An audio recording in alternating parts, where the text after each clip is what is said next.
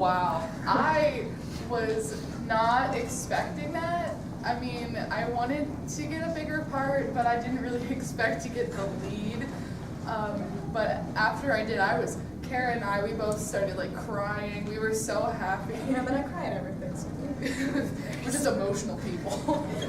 It was really weird because it was like, oh, I've never been that before. I've always gotten like smaller parts.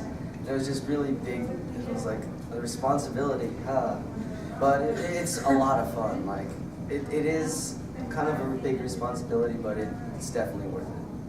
Same thing with Josh. I've only gotten smaller roles, and I think everyone within a mile radius heard me when I first saw the part I got because I screamed, "What?" And it was a huge shock, especially since I was pretty sure I was going to get the minor supporting role. And it's like a big deal too because it's like 300 lines per like role for the leads. Like he has more than us, so he has like 350. And we had, I counted, we had like 331, and he had a huge monologue. It's a huge honor, huge honor.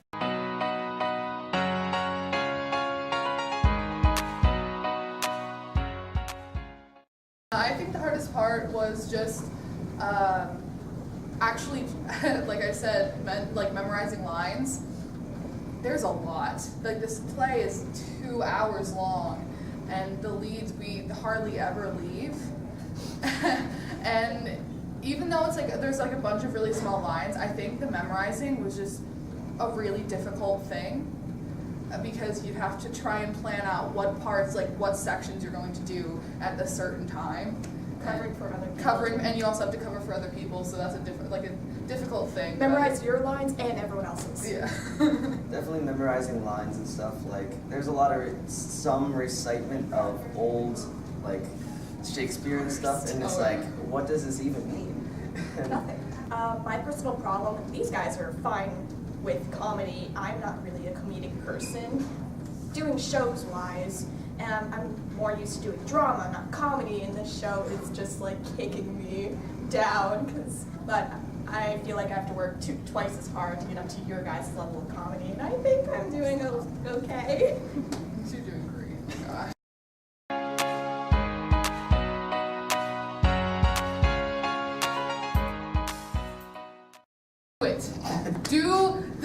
I know I just saw what she said, but do it because it's the best decision you could ever, even if you're like on the fence about it, do it just to try it out, and if you don't like it, you don't have to do the show again.